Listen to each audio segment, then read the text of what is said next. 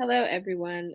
Our topic for this group project is case study number 7, which is based on the effects sleep has on weight loss.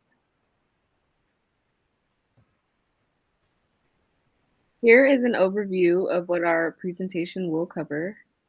We will discuss our client and his personal goal, the connection between sleep and weight, the recommended steps to reach his goals, which include step 1, his sleep schedule, along with new recommendations, and step 2, exercise programs plus diet, which will include recommendations for a new diet.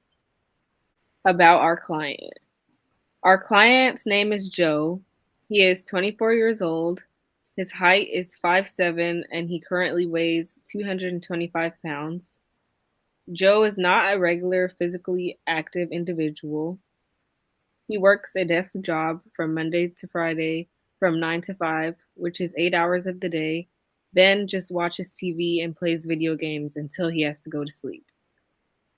His current sleep schedule gets him about 5 to 6 hours of sleep per night. He has never followed any structured exercise program or diet. So our client's goals. Obviously, the purpose of our study is to meet our client's goals that he set for himself. So one, we have to account for his level of fitness, and two, how the process is different for not only him as an individual, but how it can be different for anyone else. And so right here, his goals are listed. At the top, it says his desire to lose weight and get healthier, fit better into his clothes, and basically wanting more energy, possibly increasing the hours that he sleeps. So the connection between sleep and weight. In a systematic review and meta-analysis of randomized controlled trials titled The Impact of Sleep Duration on Adiposity and Components of Energy Balance, they ran an initial experimental data sheet and suggested that the manipulation of sleep duration or quality has significant effects on body composition and other energy balance related factors. And so here at the bottom, you can kind of see some examples. Restricted sleep and poor sleep quality may lead to metabolic disorders, weight gain, and an increased risk of obesity. And then another example listed right here. Neurotransmitters are not producing or regulating hormones properly, which increases ghrelin, or the hormone that promotes hunger, while decreasing leptin, or the hormone that contributes to your feeling of being full.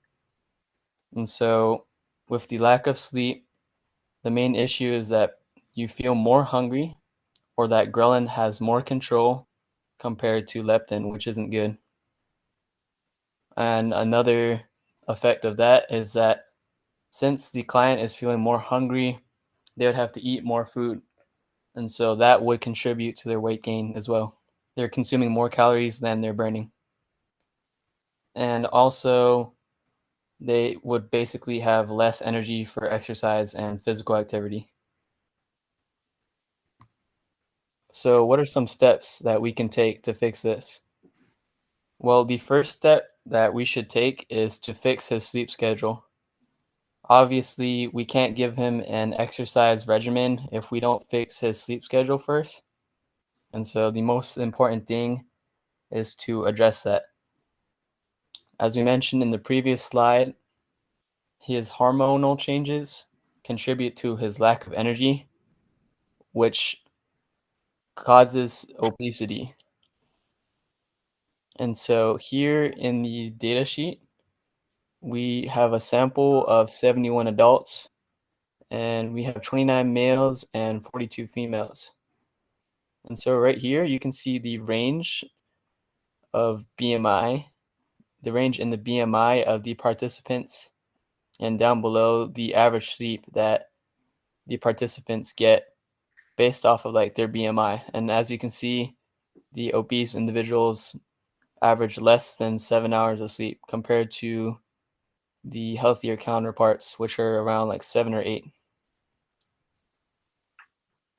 And so in our client's case, Joe reported only getting 5 to 6 hours of sleep a night, and this could be contributing to his inability to lose weight and his current status as being considered obese.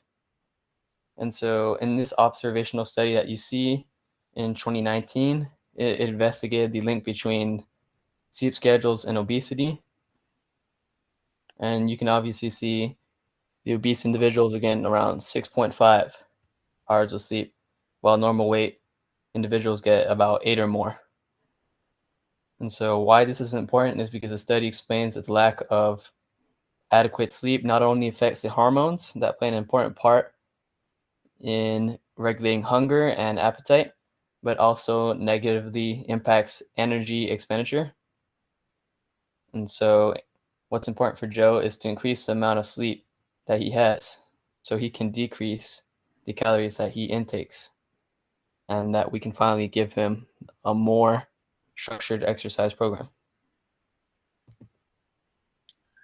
This article also states that an individual around our client's age should get anywhere between 7 to 9 hours of sleep in order to maintain a healthy metabolism, while the research article states that individuals who got 7 hours of sleep fell into the overweight category.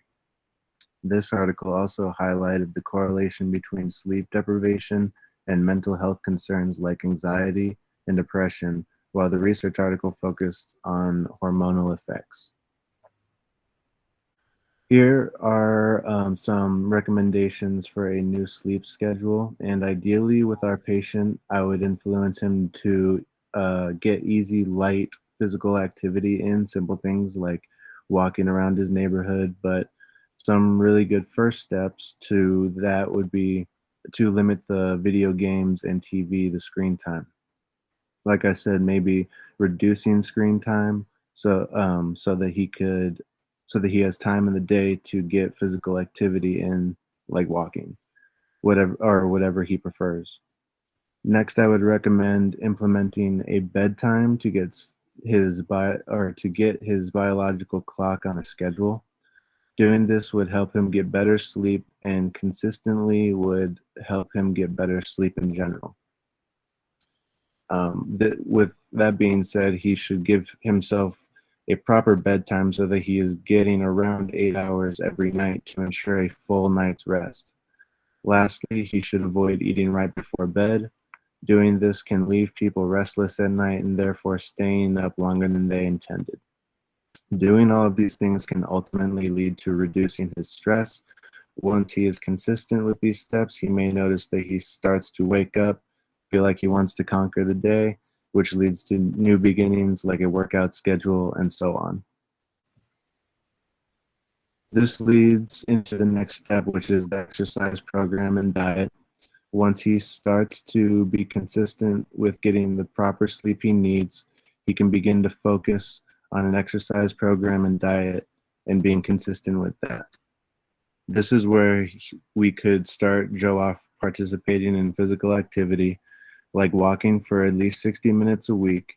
After a few weeks, once he begins to become consistent with that, bump him up to about 150 minutes per week of moderate intensity aerobic exercise. This will help reduce the risk of many chronic diseases and many other stresses going on in his life. Okay, so now that sleep schedule is fixed and we have a solid workout plan for Joe, it's important that we start Joe in a diet that doesn't involve substantial immediate weight loss. This is very high risk for regaining the lost weight. And as you can see in the bottom right corner of the screen, that over 75% of the people that were involved in immediate substantial weight loss gained back all of their weight within 5 years. So this is why we would want to start Joe in a slight calorie deficit of around 2,300 calories, being that his TDEE is roughly about 2,600 calories. So he would be in a 300 calorie deficit. So for our conclusion, sleep loss creates a hormone imbalance in the body that promotes overeating and weight gain. So we want to do our best to prevent this hormone imbalance. Healthier eating habits will promote better sleep schedules and promote more energy to engage in physical activity, therefore keeping up with adequate weight.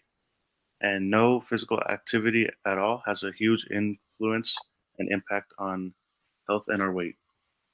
So this concludes our presentation. Here is a list of our references. We used a mixture of systematic review, lay literature, meta-analysis, and peer-reviewed articles. Thank you.